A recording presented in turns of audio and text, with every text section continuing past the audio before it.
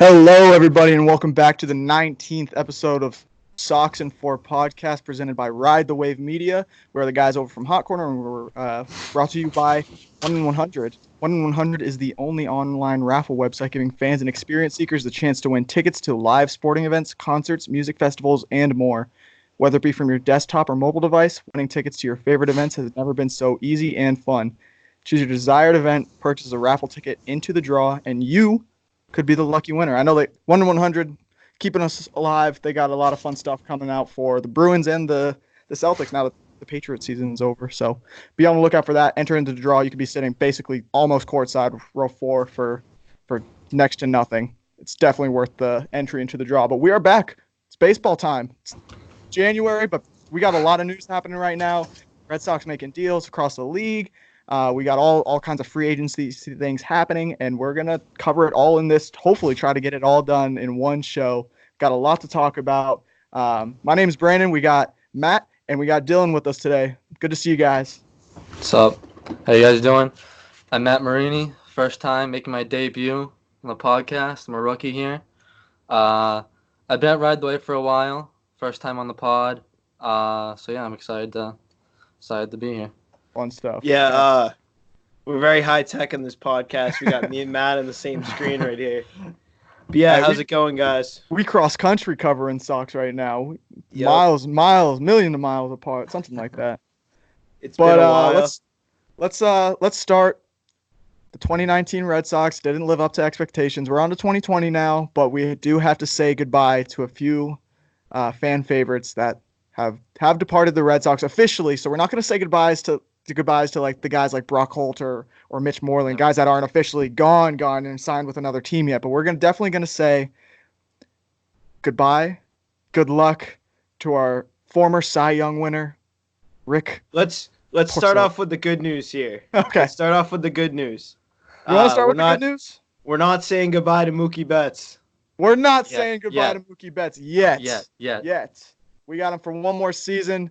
As of today, a few hours ago, Mookie Betts' arbitrated value, him and the Red Sox agreed to a $27 million contract for the 1 year, 1 season with the Red Sox. This is the last year of club control for the Sox, and that one that we'll see Mookie staying in Boston for at least the remainder of the 2020 season. If not, he may depart free agency. He may, if these 2020 Red Sox aren't performing to the standards that everyone's going to be holding them up to because it's a Boston-based team, you may see Mookie Betts being traded before the deadline, kind of like a Machado situation to a real contender. If the Red Sox aren't living up to expectations, because it would be really hard to keep a guy like that around who's arguably a top 2, top 3 player in this league, and wanting him to stay in a club that's not performing up to expectations, especially for 2 years in a row, if that does end up happening. Yep. Well, I mean, I'm happy that we have him again, but then again, if, like you said, if the Red Sox have another season where they're middle of the pack or below, then it's really all for naught because he's going to get traded. Exactly. If we're not a real contender. It's going to be here's my prediction. He's going to make it through the whole season. He's going to have an amazing season. He'll be up at the top of the MVP list again. But the Red Sox have to close to the top. We'll see. We'll see about that one. Okay. I think he has a shot at winning MVP. But the Red Sox really got to compete this year. These players really want to prove it, especially with Mookie's last season. Be very nice if we could go on a championship run this year. Yeah, this is kind of like one of those prove-it years. Like, usually you see, like, a prove-it year with a player specifically. Like, you get him, like, on a low contract deal. But this is, like, a prove-it deal with the rest of the Red Sox. Like, all these guys that are signed, like, beyond the 2020 season. Like, these guys want to be playing with one of the best players in the world. It's not like you're going to want to see a guy that has that much talent depart and play somewhere else. Those are the guys you want to have with you, and you do not want to be playing against them. So it is definitely like a prove-it year for the entire franchise. Like, hey, you had all this talent 2 years ago. You had the same exact talent last year. How are you going to manage it this year? How are you going to make it through? Yeah, I agree with you. I hope that's how the players respond this year. Yeah. They should all have chips on their shoulders because this past season they had so much talent. They finished in third place, 84 and 78. Yeah. The pitching was brutal. The offense couldn't come together when you needed them in the ninth. It was a good offensive season, but the pitching, man, the bullpen, even the starting rotation had a lot of injuries too. And a lot of games slip away. They were leading games into the seventh, eighth innings, and they were losing probably 10% of those games. That's true. An example: Chris Sale last year, 17 strikeout game. They couldn't pull it together. Couldn't win. Yeah.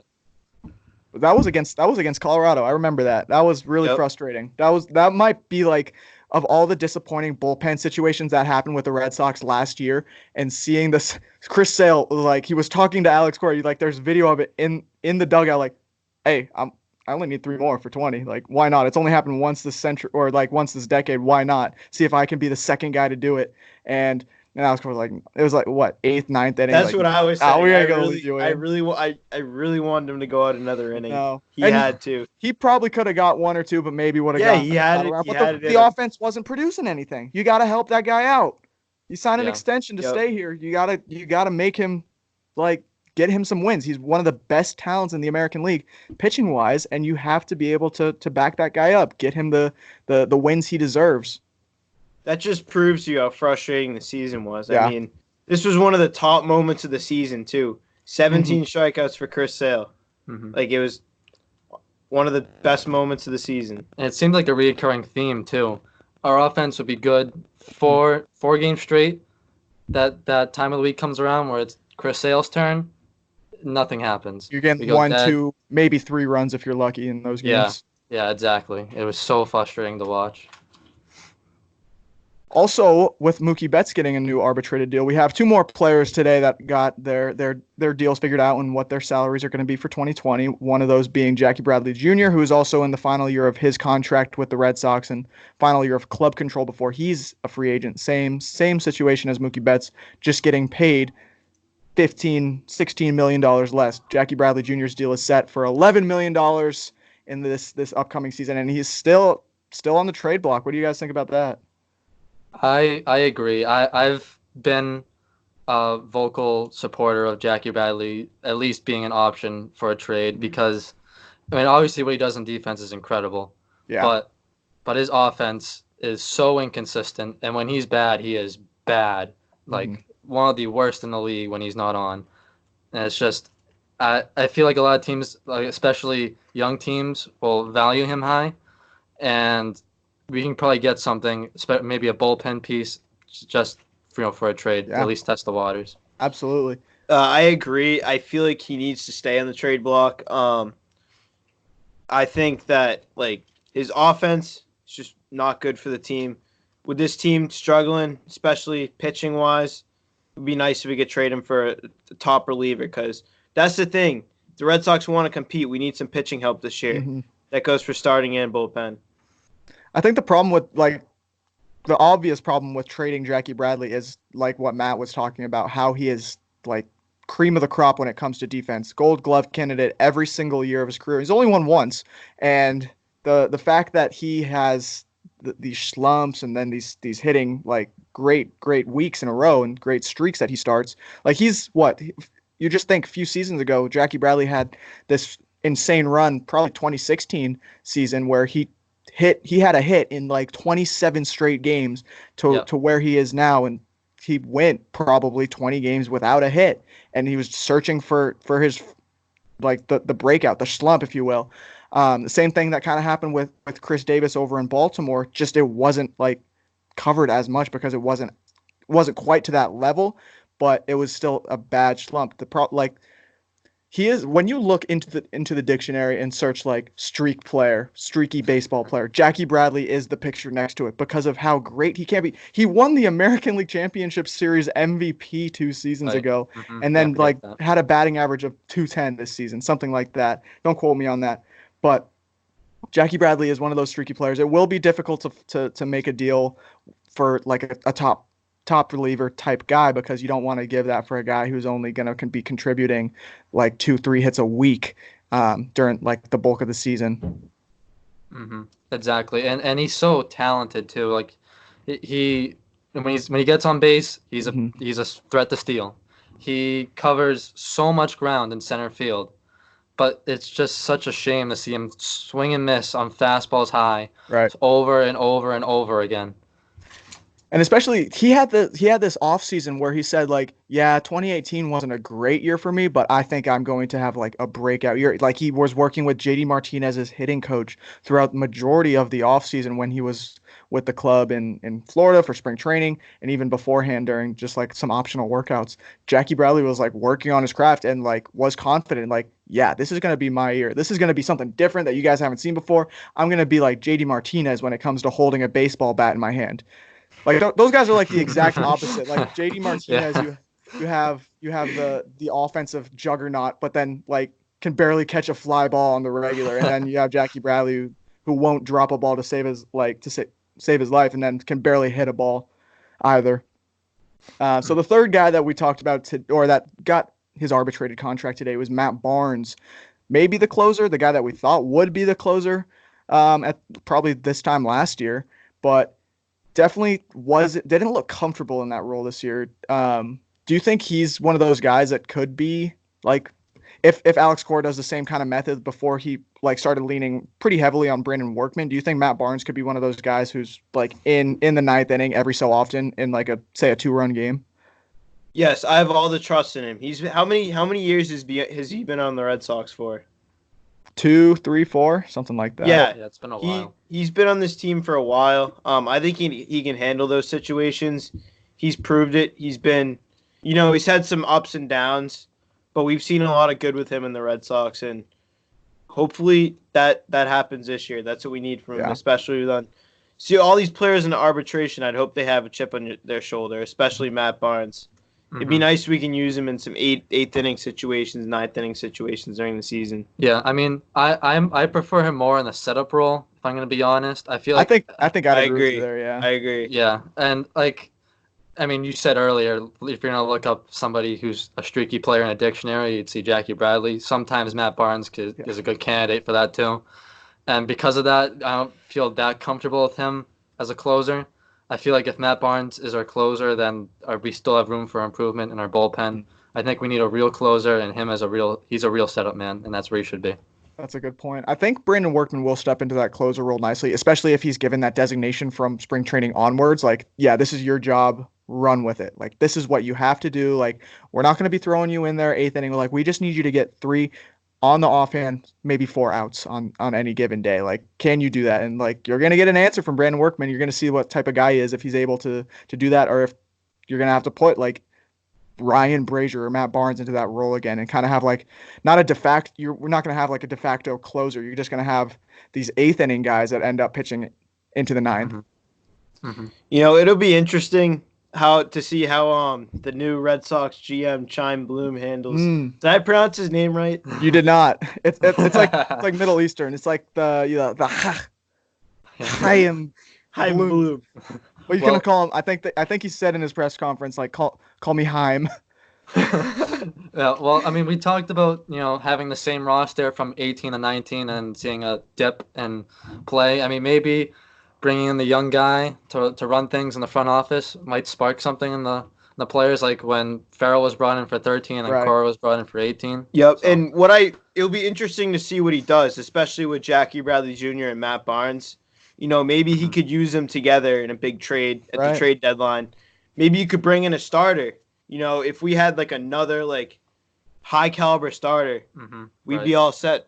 Especially with Chris Sale and his load management. I mean, even though I hate load management, but it's a thing. It needs to happen. I think we might see that work its way into the Red Sox organization this year, especially like all the innovative things that Alex Cora has brought to baseball, especially like even look at the World Series run using the guy that's starting the next day in kind of a closing role out of the bullpen. I think you might start seeing that like the way you see it in basketball, load management. Like these guys may start getting like 3 or maybe like 4 or 5 days off instead of like 3 days between their starts. I think you would definitely see that starting with a guy like Chris Sale, who has not finished a season since the World Series, and even before that, he was out for the last month or 2 of the season. You got to be able to manage these type of guys. Like you have to know like what their bodies are able to do. Like yes, he's one of the most elite pitchers in the game, but he has that injury problem in his elbow. You got to see if he's even going to be healthy at the start of the season this year. because he had that potential. Almost lost him for the majority of the season from Tommy John if he was going to get that last season, but ended up he's not. He's good. Chris Sale's a go for now. He's healthy. All hopes are up for Chris Sale. I agree with you. I think they do need that load management, but that doesn't mean like they have to work hard from the start. Like they didn't work hard enough in spring training last year. They're talking about load management. Well, they're just taking days off and going to the beach and golfing. You know what I mean? Yeah. But the thing with Chris Sale is he definitely needs it because as much as I love him, as good of a pitcher he is, he's throwing his arm out. Yeah, yeah. These pitchers, that's the thing today, that they're throwing way too hard. And especially a guy like him, he's just humming the ball in there, throwing his stuff. Yeah. It's no wonder he has elbow and shoulder injuries after all these years. It's taking a toll on him. There are some guys you look around the league. I can't name any of them, but like you see how easy it is for them just to like speed it up. Like one of the guys we had recently in Boston, Joe Kelly. He was one of those guys who could get velocity on his ball, and it just looked seamless. Like it just looked effortless that he was putting these balls inside the zone in triple digits. Chris Sale, you're seeing the effort. You're seeing how hard it is. Also because of the arsenal that he has. He's like a 4 or 5 pitch guy. He's not just going to be throwing his fastballs. He's working on his craft. He's got different movements. Just learning how to handle that and learning like he's a veteran in this league now. He has to be able to understand like what his capabilities are, how long he can go, when it's time to like say, hey, I shouldn't be going past this inning. Like, hey, I'm at my pitch count. Even if that's only at like 70 on some days, but it may be 90, 95, 100 on other days. Right. And I mean, with Chris Sale too, you know, the way he pitches, the way he steps, the sidearm motion, it's hard to sustain that for such a long time. You know, Joe Kelly was more of a fundamental in terms of his mechanics, throwing over the top. With Chris Sale, I mean, that's probably what makes him so good. He's so awkward and so hard to hit because of that. And he can hit anywhere in the zone, yeah. Right, but that takes such a huge toll on his elbow. And definitely saw that at the end of last season with the potential for Tommy John, which was probably the worst notification I got all season. Like, Chris Sale's going. I was like, oh, yikes. See, this is why we need an additional starter, because it would be nice in April and May if Chris Sale could start once every 8 to 10 days instead of once every 5 days. Right. That's why I'm curious to see what Nathan Eovaldi's role is going to be this season, because the Red Sox, they signed him as a starter, or re-signed him as a starter, and then moved him to the bullpen as he was getting injured at the beginning of last season. Moved into the bullpen. Even said why not make him the closer? So it will be interesting. I think Nathan Eovaldi may be that type of guy who may start the season in the bullpen, and then if the likes of Chris Sale or David Price were out for a game or two, that Nathan Eovaldi could be that guy to step in because he's started games before. He knows how that works. Right. Yeah. I always thought it kind of puzzled me when I found out that they were gonna try to use him as a reliever. I don't know. I just prefer him to be the role that he came into the majors as. It worked in game 3 World Series. It was basically a starter. He pitched so many innings. I think you're gonna need to use him in the. I think honestly, Eovaldi today, I think he's better in the bullpen, but they're gonna probably need him in the starting rotation. The problem is that contract. You just can't be paying that much to a guy who's coming out of the bullpen. Right. Yeah. Yeah. Exactly. So 2 more arbitration deals that are still yet to come out. We had those 3: Mookie Betts, Jackie Bradley Jr., and Matt Barnes today. 2 more that stand out are Eduardo Rodriguez and Andrew Benintendi, who are both in an arbitration eligible year this year, but still don't have a number for what they're going to be getting paid next year. Just to finish up the arbitration talk, Benny didn't have a great year last year, and I think that's going to hurt his arbitration value.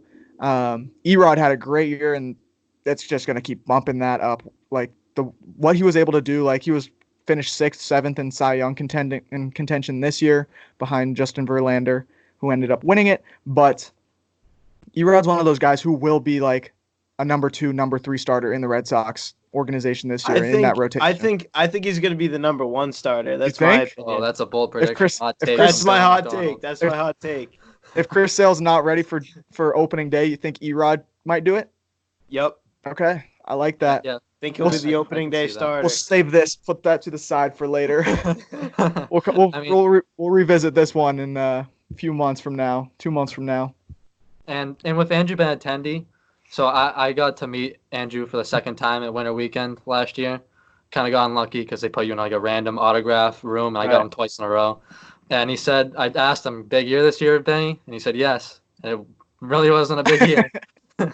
So, I mean, I still think he can improve. I mean, Erod in his first couple of years wasn't that great, and but then out of nowhere, he's just skyrocketed since 2018. And I have high hopes for Andrew still. He's very talented, and yeah, I think eventually his bat's going to come along and be really, really deadly.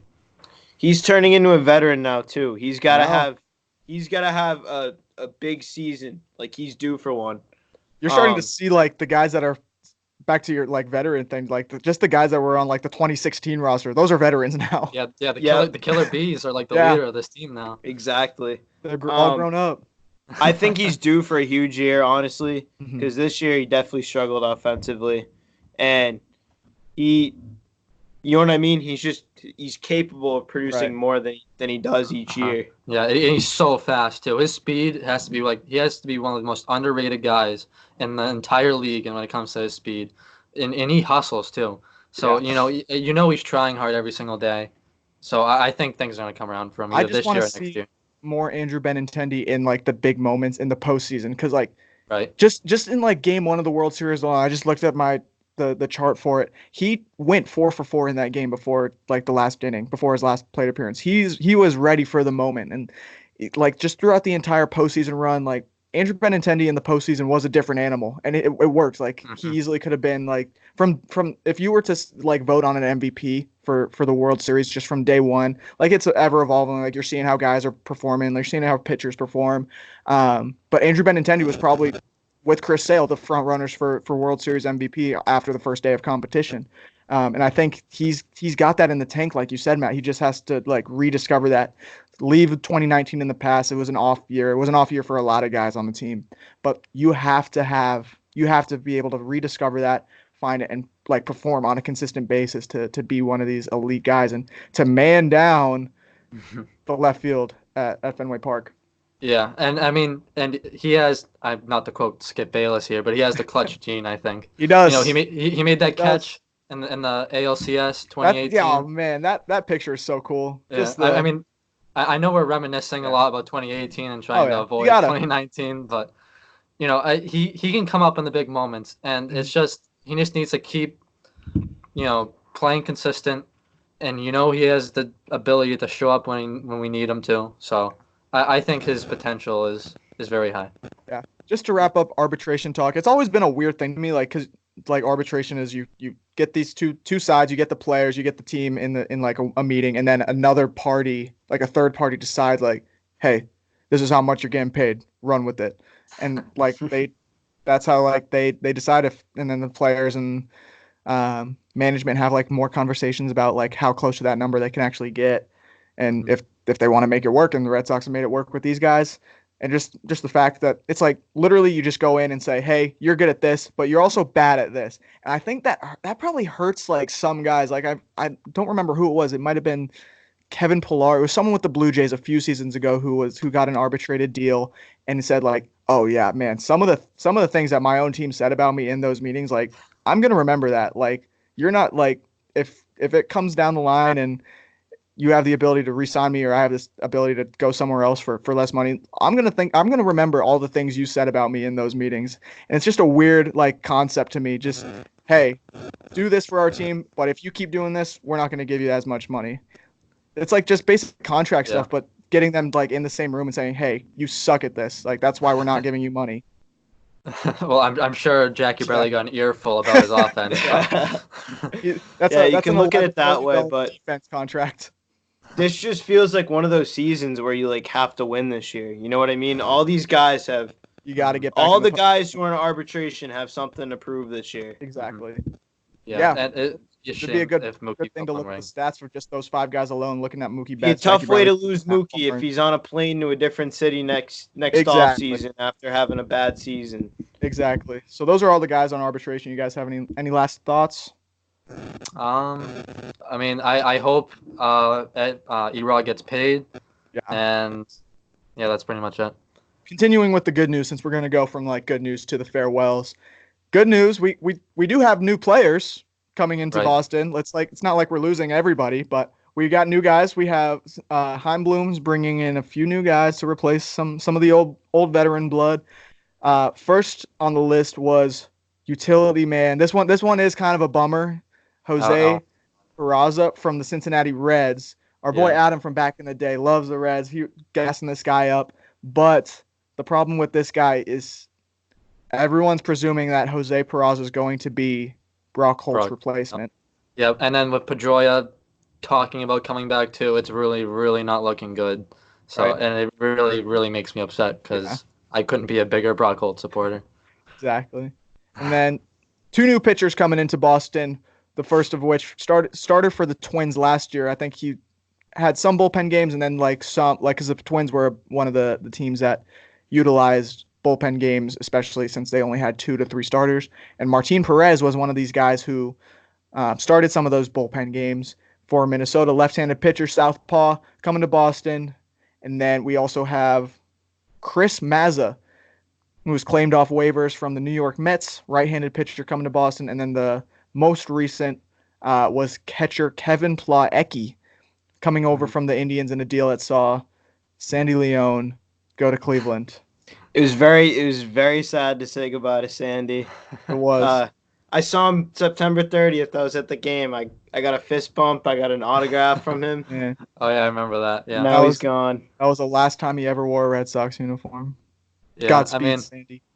I don't have that personal of a connection to Sandy. I mean, everyone calls him a living Hall of Famer. I think Brock Holt's a living Hall of Famer, active Hall of Famer. But, I mean, it sucks to see him go because, he was always a good guy, probably a good clubhouse guy. But, I'm sure his replacement is going to be fine. Yeah. I think about the Sandy Leone trade is that we saw this last season where Sandy Leone didn't start the season with the Red Sox, and it hurt them. It hurt the starting pitching. Like you saw, Chris Sale had bad numbers. David Price did not have great numbers when Sandy Leone was not there, and you eventually saw the fall of Blake Swihart when he was DFA'd and then traded out to Arizona. But I think I just don't know what's going to happen with the Sandy Leone deal yet. It will take some time because it's just literally catcher for a catcher deal. You're going to see probably the offensive numbers. I would expect to see them go up from a guy like Kevin Plawecki. I have no idea, but we're going to call him. He's got a funny last name. He's K-Plaw now. It works. K-Plaw. K-Plaw. Manning the backup catcher role behind Christian Vasquez. That's a good point you brought up, though. I completely forgot. I mean, I remember that he didn't start the season with the Red Sox, but I forgot how poorly everyone did when he wasn't there. It's kind of like the Jared Saltalamacchia, John Lester deal where they couldn't be together, it just didn't work. Exactly. They had to have David Ross step in. So I mean, I hope whatever the nickname we just gave him, I already forgot what it was. K-Plaw. K-Plaw. I hope K-Plaw, makes some good decisions behind the plate. Yeah, it's very sad seeing Sandy go. He was good backup catcher, especially on nights that Vasquez wasn't playing. Because Vasquez, I love Vasquez. Vasquez had a great season. The pitchers have a lot of adjusting to do this year. They got a new pitching coach, and they have K-Plaw too. Because the catcher, did I say it right? Yeah, it's just funny. I like it. It works. You gotta have a nickname for a guy named Kevin.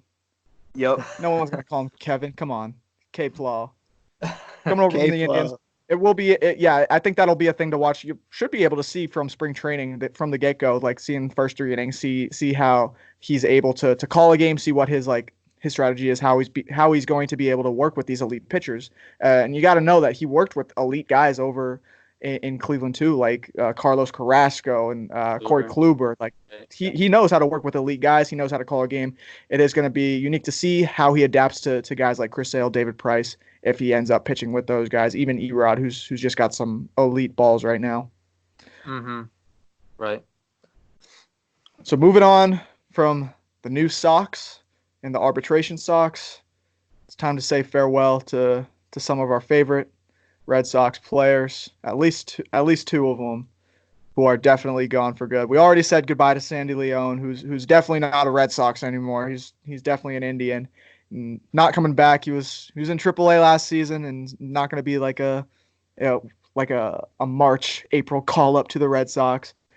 but 2016 Cy Young Award winner Rick Porcello. Right. Yeah. I mean, Porcello always kind of bothered me because after 2016, I was like, oh, this guy, we got a gem right here. And then he never lived up. Yeah. He never got anywhere close to those numbers ever again. But I mean, it sucks to see him go. He was a good guy, but we got to move on at some point. Exactly. He got a 1-year deal with the New York Mets.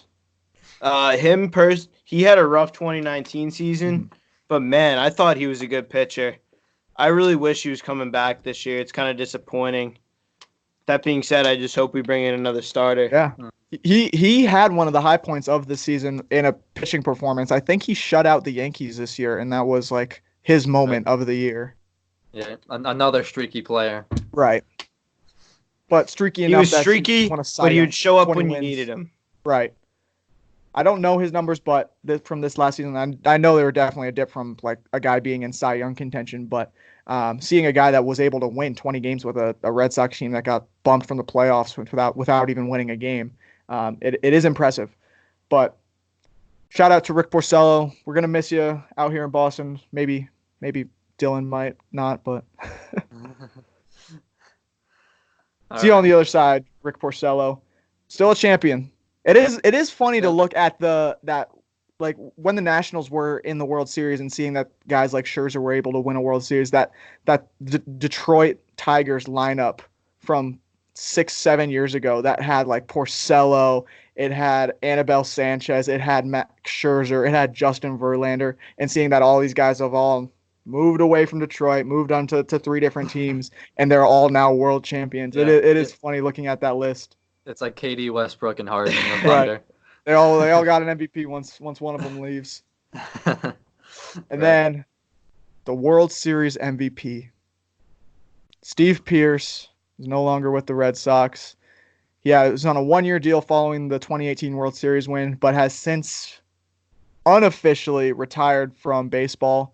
So thank you, Steve Pearce, for everything you did. Thanks for winning the Sox World Series and hitting some really important big bombs in LA.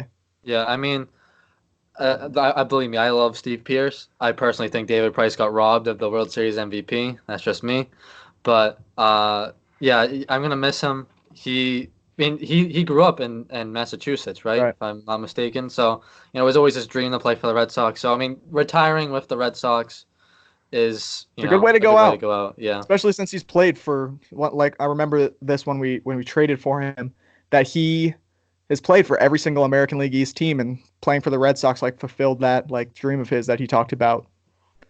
And then shout out to Steve Pearce. Great. Thought he was a great hitter during his career. Great big power hitter. Got signed stuff from him, right? Yep. I met him at Dick's Sporting Goods last year. And good place to end his career in Boston. Even though he didn't play in the 2019 season, who cares? He won the World Series MVP in 2018. Yeah. It's proven enough.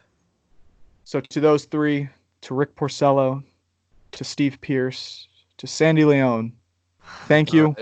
Thank you. We'll see you on the other side.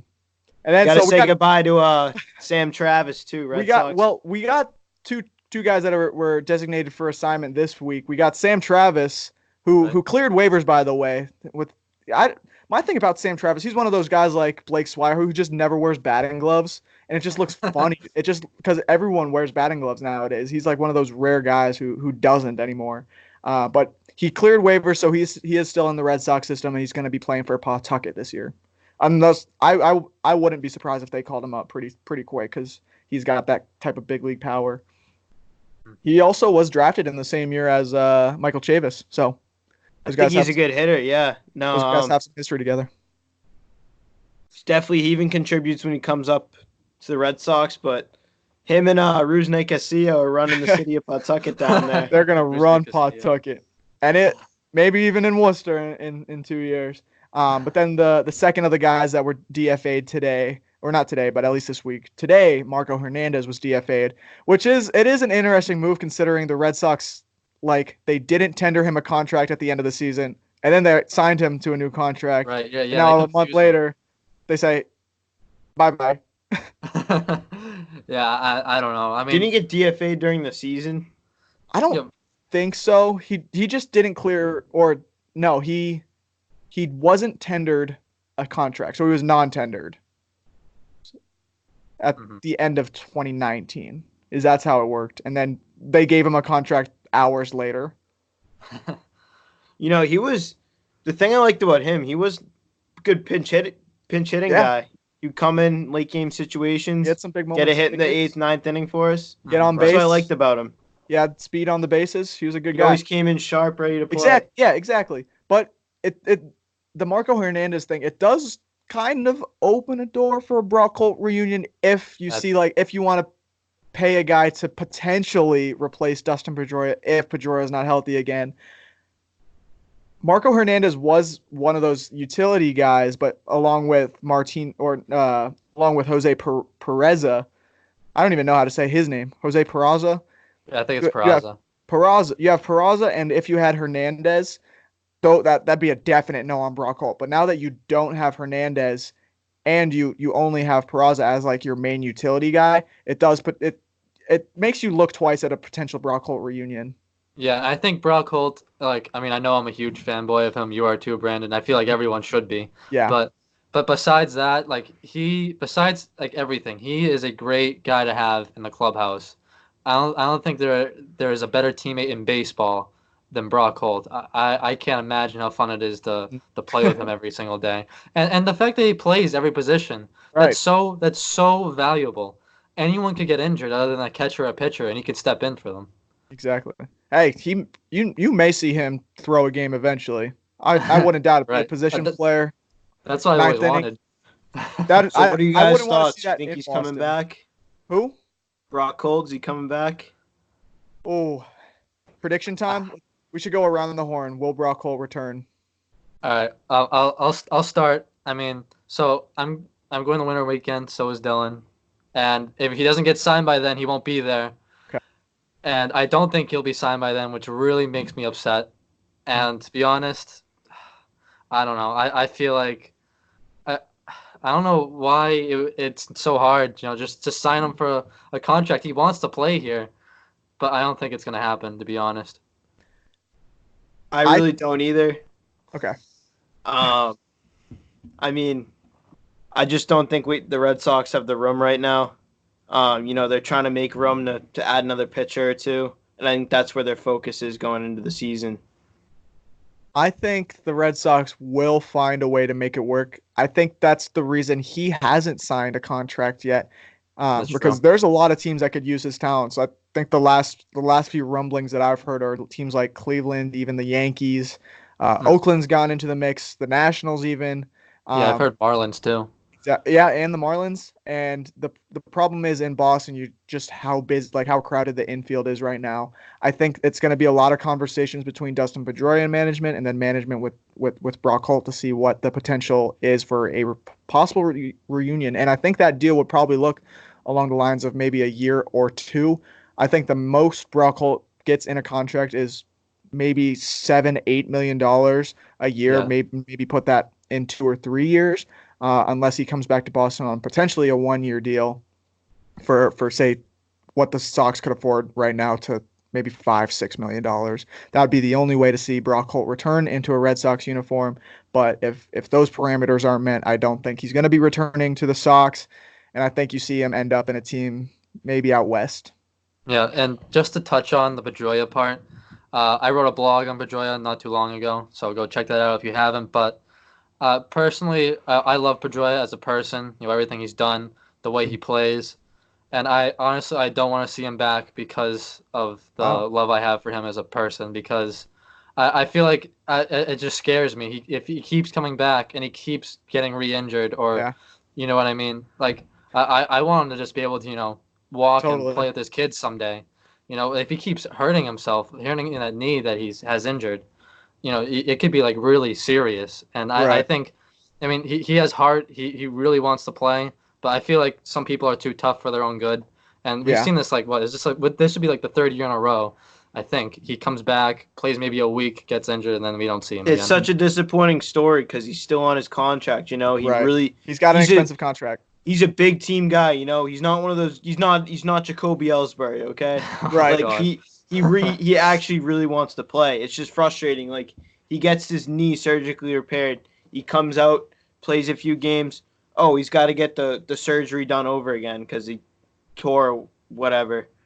Matt, it is interesting you say that because yesterday on Boston's Big Three podcast, we had half the guys saying they don't want to see Tom Brady back in like a red or in a Patriot uniform, but for his own good.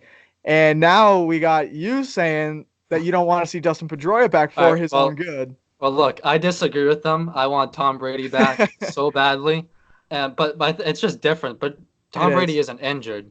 You know what I mean? Yeah, when you look at Dustin Pedroia, he's like one of those clubhouse guys. Like Mhm. he's just a dog when it comes to playing baseball. Like he wants to be out there.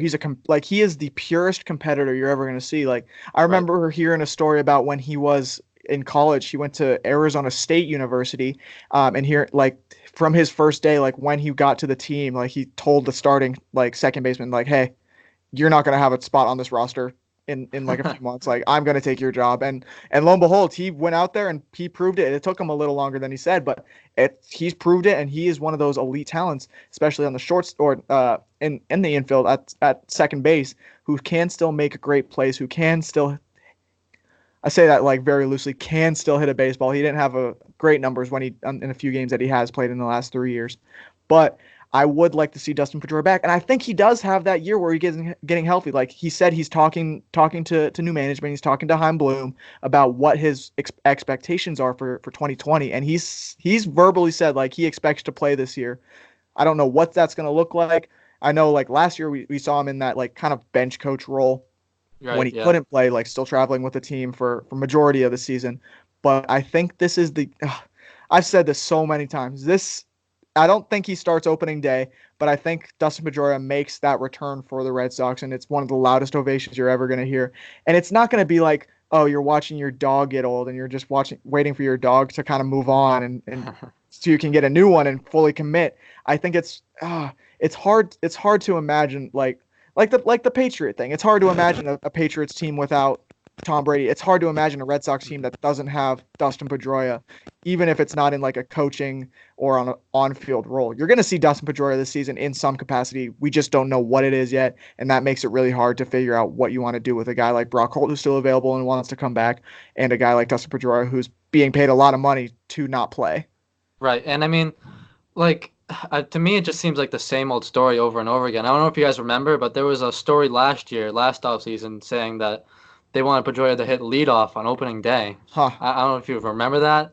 It was a crazy, and obviously that didn't happen. He Right. came in like May or June, I think, and then he played like only a handful of games. And I don't know. I personally would love to see him as a bench coach. I think, or at least some type of coach. I think he works great with the young Right. talent we have. Jason And Varitek's doing great at that right now, and I think right, He is, I think yeah. Dustin Pedroia could be that next guy. right, yeah, That's what I exactly. hope too, because that's the thing is the players like, with the fans it's a different story, but the players like that's Mhm. Dustin Pedroia is the guy to be around in the clubhouse. They all love him. Hmm. He's one of the top dogs in Yeah, that clubhouse. exactly. And he's gonna help. He's going to help you get better. You just look at that play. I think this might be one of my favorite plays that involved Dustin Pedroia all year because he was on the bench coaching Rafael Devers, who was in like kind of a mini slump, even though Rafi had a great season. It was against the Rockies in Colorado when Devers like lined out or something. His first at bat he didn't get on base and he was 0 for 1 and like 0 for 5 in his last few at bats. And Pedroia is talking to him and like there's a video of him like showing like swing like or you can't tell what he's saying, but he's like coaching young Rafael Devers, and then Hmm. and Devers' next at bat is a triple down the line. It's like so whatever Pedroia is doing, it's working. He's got that magic touch. He's got that kind of voice that you want to play for this kind of guy. And I would expect to see him in some kind of managing role in not the too distant future, maybe even by the end of the decade if he's like starts in the Red Sox system and continues coaching and managing. I think you could see him work his way up the Red Sox ladder in that role after his playing career is finished. Yeah, I agree. I would love to see him as a manager someday in the future. Obviously, hopefully for the Red Sox. Totally. And yeah, I feel like he has all the makings to be a good coach, which is another reason why I kind of don't really want to see him return again. Gotcha. You know, I really hope he steps on the field again this year. I think he's not going to start that many games, but I think he can. I really hope he can at least be used in like a pinch hitting situations this year. You know, I feel like Pedroia still has that clutch gene in him. Right. You know, he could always come through if you need him in the late innings of the game. Yeah. I think Dustin Pedroia is gonna have one of those like end of career moments. He's not gonna just walk away from baseball. Like no way we've seen Dustin Pedroia play in his last MLB game. Exactly. You're gonna see Pedroia enter the field. Like I think he's got one of those careers like you know when it's gonna be done. He's gonna be one of those guys who doesn't just up and leave the game. He's gonna be one of those guys like who sets a date like, yes, once my contract's done, I'm done. And then like this game is gonna be my last game. Like you're gonna know the dates. You're gonna know when Dustin Pedroia is playing his last game at Fenway, whether it be in this season, next season, or the year after when his contract is finished. You're gonna know when Dustin Pedroia is done. He's gonna let everyone know. It's not gonna be one of those lingering things like, oh, will we ever get to see this guy again? I promise. Like he's gonna be one of these guys who you will know when he's going to hang him up, and you'll get to see him one last time and get that great Fenway ovation that he deserves. Mm-hmm. Yep. And why not? How many years do you have left on his contract? 1 or 2? 2 or 3, I think. 2? I think it might be 2022. I just really hope, you know what I mean? He has like one of those like Carmelo Anthony type comeback stories like Carmelo's doing this year. Exactly. Right, yeah, D-Rose. Mm-hmm. So, and if he has one of those comeback stories and he does end up becoming a big role, Red Sox are winning it all this year. I'm going to tell you that. World Series MVP? Dustin Pedroia, baby. Big Pedroia guys that ride the wave. Absolutely. Just to wrap up our Sox talk, we have a few more free agents to talk about other than Brock Holt. I just want to see what your guys' reactions are to these 3 guys who aren't currently on rosters and the Red Sox haven't re-signed, and if you would potentially like to see any of these 3 guys back. Those include Andrew Cashner, Ulysses Chassin, and Mitch Moreland. Out of the 3, I definitely want to see Mitch Moreland the most. That's my initial reaction. Yeah, I don't know. It's a tough call. Those guys definitely deserve to be held off for a bit, see what we're looking like for cap room, and then assess the situation from there. But yeah, Mitch Moreland, I think, out of the 3 is definitely the one I want to see most come back. Definitely Mitch Moreland. You know, I'm sorry, I know you guys are big fans, but I think he has more value than Brock Holt. He's a really good hitter. Never. Brock Holt's the greatest player of all time. They're both great players. That's just my opinion. I feel that he's a key piece in the lineup. You know what I mean? He 4 or 5 hitter in the lineup. You still need that offense because the pitching might not do us too well this year. Right. We need as much offense as we can get. I do not want to see a repeat of Chris Sale getting 17 strikeouts and a loss. I never want to see that. That would be poor. That would be really frustrating to see again. But I think out of those guys, I don't think anyone wants to see Andrew Cashner back. I don't think we know all of Chassin's potential yet. But I think Mitch Moreland, he's going to be one of those guys I think he's going to get a contract somewhere else. And it's going to be pretty hefty, even if it may even be a reunion with the Texas Rangers. But I think the Red Sox have announced that like Bobby Dahlbeck, he's coming up. Like he's going to be the next guy over on the first base side of the infield. And I think he's going to be Mitch Moreland's replacement as soon as next month when everyone starts reporting to camp. But I think Mitch Moreland, I think all 3 of these guys are done in Boston. Just to wrap up the free agency talk, I don't think. Now that you say that about Dahlbeck, it makes me come to believe that he's not going to be coming back. And you can't forget about Michael Chavis too. Exactly. Stepping at first base. These young guys are coming in and they're performing. The Red Sox have a bad track record of we give contracts to guys that don't really deserve them. But I think their farm system of recent years, like all these guys that have been drafted, you see like the outfield is all like homegrown, and you see guys coming up like Chavis and Dahlbeck, these guys that have power and are great ball players that have like developed in the Sox system. It's working, and the Sox system works. And I think Chaim Bloom sees all the talent that's down there and is like, yes, we can get the same kind of production out of a rookie like Dahlbeck as we could from Mitch Moreland, and we won't have to pay him nearly close to what Moreland was getting paid. Right. So that wraps. Oh, yeah. So Do you have any far, last thoughts on Sox talk? so far I have no problems with what Heimblum's doing. Mm. Obviously, free agency and the Give us offseason isn't done. Brock. Yeah, if he doesn't get Brock, then the rating It's a failure. Fire. on the Bloom scale is going down. But yeah. You got any last Sox talk thoughts, Dylan? Not really. Spring training starts in what, Exciting. 5-6 weeks? Pitchers and catchers are reporting in a few weeks. Exciting, Truck days, during the 3, 4 winter weeks weekend. Winter weekend? Ooh. Yeah, you guys want to I'm talk gonna about winter try weekend for a bit? Matt's gonna be a winter weekend. Yeah, I'm gonna try and make the trip out there. I am a winter weekend veteran. I've been going for the past 2 years at Foxwoods Resort Casino, but now they've moved it to Did Springfield, they? I believe. Yeah, it makes me upset because I've like even before winter weekend, I used to go to Foxwoods sometimes, but Yeah, Fox was dope. yeah, but yeah, I'm excited. And that'll also be telling who shows up. I don't think anybody who isn't signed will show up. So like I don't think Brock will show up unless he gets signed soon. But yeah, it's always a fun event. Obviously last year's was kind of sour because it was the most hyped up one. Like we just came off a World Series championship. They went all out for it. They had like huge auditoriums this time, and we fell flat. But I have my hopes high. Yeah, that winter weekend's gonna be good. That'll be a great week for content. Stay Ride the tuned. Weave's going to be taking over. We'll definitely be taking over baby. on the Hot Corner page, and then as well as the main page. Definitely keep an eye out on the stories over there for what these guys are up to out in Springfield, right? Springfield, Mass now? I believe it is. That's what I heard, yeah. Rep Central Mass, baby. So yeah, that wraps up Sox Talk. We'll touch briefly on the free agency process that's gone on, all the big names. I think you just want to touch on the big three. These were the guys who were signed day one for the mega millions, jackpot deals, if you will. And those started with Garrett Cole leaving the Astros, who lost. They did. First off, the Astros didn't use Garrett Cole in Game 7 of the World Series. That's like not using Marshawn Lynch on the 1 yard line in the Super Bowl. They didn't. Right. They had Garrett Cole available, did not use him, and then he ends up walking in free agency. I think that probably played a lot more into the free agency decision than a lot of people think. Houston was in talks with him to bring him back, but you're always gonna have that thinking why didn't you let me win you a World Series? Well, his contract is huge too. Way too big in my opinion. Yeah, me as well. Way too big. Me personally. For baseball in general, I'm not a fan of long contracts of a lot of years because anything can happen in baseball. It's one of the most unpredictable sports there is. Players get injured left and right.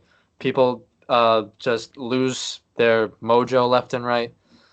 And I mean, I think he'll be good for a few years with the Yankees, but I don't think he'll be good for all 9 years, $324 million. And I would argue that Garrett Cole, he's not the best pitcher in even New York. I think the Yankees don't even have the best pitching rotation in New York. I think you look over at the New York Mets and what they've acquired and what they've kept. You look at the guys that were on the trade block, they were thinking about trading Noah Syndergaard, and they end up trading for the guy from, what's his name? Do you remember? Shoot. Team USA, played in Toronto. What is his name? I totally forgot. But even without him, you still look at the signing Porcello, former Cy Young winner. You got Jacob deGrom leading that staff, Cy Young winner, and Noah Syndergaard, perennial Cy Young candidate. Mm-hmm. New York's got a great staff, and I don't think people realize the Yankees, they're the Yankees. But you look over at what the Mets are trying to win this year, and it's very evident in the moves that they've made recently, especially with Seattle last year, and then in acquiring mystery pitcher from Toronto, and then Rick Porcello. Right. I think the Mets are going to be good. Right. And I mean, the Yankees, I hate the Yankees so much. You want to talk about overpaying for people? They give away money like it's nothing, and they don't even care. I don't know where all this money comes from, to be honest. What did Giancarlo Stanton do last year? He watched from the dugout for 3 months at least. Yeah, and he was getting paid to do so. A ton of money. To be honest, it makes me jealous that they have this much money that they're able to spend. Throwing out, yeah. You can argue the Mets have a better rotation, but it's still scary how good the Yankees are, how good they're going to be this year, too. It is worth noting The Red Sox potential starting lineup on opening day has a batting average of 310 against Garrett Cole. Oh, okay. That's good. Okay. I'll take That's that. good. We also got Anthony Rendon signing for Anthony 7 years. Rendon, 7 years to the LA Angels. Angels of Anaheim. I like that deal. I think that's a good deal. I Mhm. think you're going to see the Angels start being more competitive more and more to try to get Mike Trout into the postseason. Baseball is probably better in the long run if Mike Trout is in the postseason. If the best player in baseball of our generation isn't in the postseason, people aren't going to tune in to watch. If you Right. see it's kind of like LeBron James in the playoffs. You want to see the best guys in the playoffs, and baseball has not had that for at least 3-4 years. Even though like you see MVPs like Mookie Betts winning the championship, but I think a lot of people would not even beg to argue that Mike Trout's the best player in baseball, and he Right. hasn't been to the postseason in 2-3 years. Right, and that's such a bad thing for the game too. Mhm. He should be the most promoted guy in the game, Yeah, but he's it's so hard to marketable. promote him because he's on the Angels and they never make the Right. playoffs. And this guy's last name is Trout. That's Yeah, great. That's good right, stuff. right, right. And Yeah, I'm tired of seeing all this Bryce Harper promotion. My right, opinion, Bryce Harper's great, but I think he's one of the most overrated guys in sports in general. I would agree. Right, But I do like this deal for Rendon. Rendon got his bag. He potentially could have signed an extension with the Nationals. I know that those numbers came out at some point this season when the Nationals were basically a 500 team and ended up being world champions. But Rendon declined that deal and wanted to test free agency, similar to what the Red Sox and Mookie Betts have in their pond right now. And I think you could see something similar to this deal for Mookie Betts when he hits free agency, if he hits free agency. But Rendon had the option to sign that extension. You may see Mookie Betts say, "Hey, what the heck? I could stay here, like not have to worry about moving my family across the country, uh, and stay in Boston, like where I'm comfortable, where these guys like homegrown mentality to stay with that outfield." And you kind of see that with Steven Strasburg. He didn't give the Nationals a hometown discount, but he still signed that mega right, deal with them to keep him right, around. And right. I was about it to say was that. Yeah. it was the biggest Speaking on contract. Rendon, I think it's a good place to start for the Angels. I don't think they're good enough, honestly, to make the playoffs again this year. They'd have to But be better than the Astros, yeah. yep. But it's a good place to start. Similar to the Mets, I feel like they're kind of in like a rebuilding phase right now. And you know what? Why not build around the World Series MVP and the MLB MVP? Right. Mike Trout. World Series MVP. Did he win World Series? No, he was never gonna win the That World was Series. Strasburg. Fair All point, right. though. I think the Angels will be competitive. I think they will underperform just because they are the Angels, but I do think you see teams like Houston and Oakland still perform up to those. I think everyone thought Oakland that great year was just an enigma and no one knew why that even happened. But the fact that they were able to duplicate it the season afterwards speaks a lot to what's going on in Oakland right now. I think you can't overlook what's happening out there, and I think they will be contending for the AL West. Right, right. And I think another sleeper team is the Phillies. They had high expectations last year, but now they have Girardi, and now they also got Zach Wheeler. Gregorius. Oh yeah, they have Gregorius too. Yeah, they're improving. Yeah. And if Bryce Harper has a season like he's is capable to have, and doesn't have another underwhelming season, then they definitely can make a big postseason run, I think. Exactly. All right. So I think we'll start getting into some of the DM responses. We guys got to step it up. But we got. Do you think Mookie should stay past 2020? Well, I mean, if It's an if, if easy I'm yes, if but I'm if he Mookie, can, I'm yeah. saying yes. But I mean, if the Red Sox, if they can afford him, obviously yes. Yeah. Yeah. I think you got it. You got to try. You just got to keep throwing numbers at Mookie Betts. Like Yeah. try to extend him. Get an extension. I don't want Mookie Betts testing free agency because that just makes me uneasy. That probably makes every Red Sox fan in the country uneasy. You want Mookie Betts on this team. It's going to cost a lot of money. I know you said you didn't like those long-term contracts, but Mookie Betts is one of these marketable players. He's great for the game of baseball, and he's probably the best homegrown talent the Sox have had since anybody really. Yep, and he's the face of the franchise pretty much. You got to do whatever you can to keep him in the Red Sox uniform. That's where he belongs. Yeah. So, do you think Mookie should stay past 2020? Yes. Do I think the Red Sox will? that's where you get a lot of the question marks and the uneasiness sets in. And that question came from Matt_509 Blue. And then from Ben Norton, what are we supposed to do without Brock Holt? I think we should relocate. To be honest, Sell the team. maybe I don't know, man. I don't know what would happen if we lose Brock Holt. It's gonna be a dark day in Boston. That's gonna honestly, I'm more scared of Brock Holt not being in a Boston uniform than Tom Brady. That's my favorite number 12 in Boston sports, and I will hate the day to see Brock Holt leave. Absolutely. I got a big Brock Holt jersey hanging on my wall, and that thing's never coming down. If Brock Holt doesn't come back, you got to give Griffin Holt his MLB contract. You got to pay for his college start throwing education. Contracts at the family from day one. Got to be ready. Claim him. Exactly. Right now, 3 years old.